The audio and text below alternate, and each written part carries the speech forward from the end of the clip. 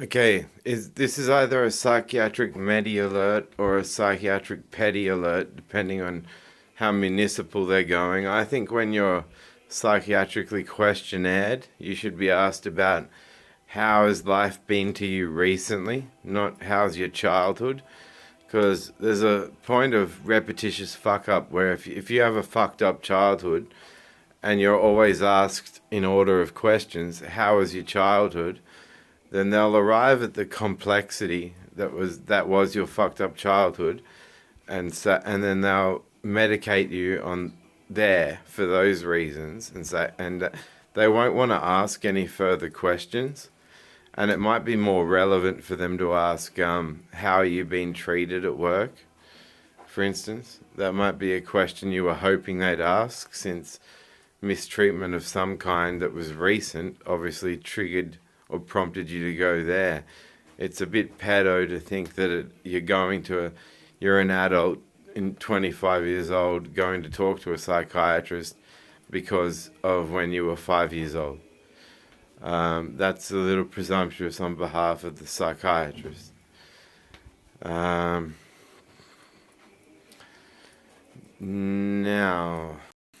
the statement in the Human Rights Act. So the Human Rights Act says rights to life, health, movement, and expression.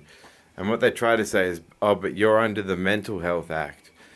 And I'm going, okay, well, if we have the right to life, health, movement, and expression on the Human Rights Act, and we're not under the Human Rights Act anymore, then you're going to have to admit that what you're giving us isn't medicine that's to benefit our health, but instead some sort of poison that is against our consent and that has a lot of bad side effects.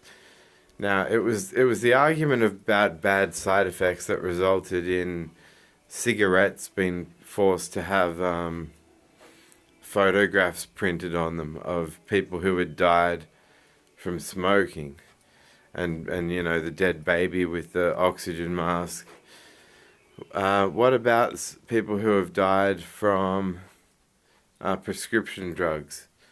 Are we going to start seeing boxes of prescription drugs and medical injections come through with photographs of people who have died from their adverse reactions?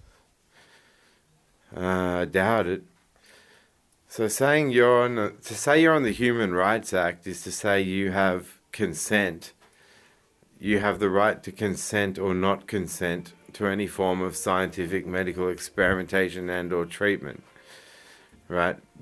But to be on the Mental Health Act is to somehow be treated in some way about your health, where it's actually, for me, it was substandard. I wasn't getting sufficient levels of pain or anxiety meds.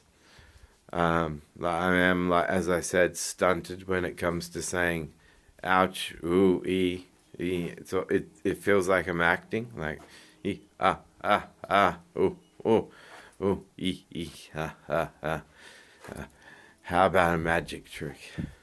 Like it feels. That's how I feel about making little emote sounds.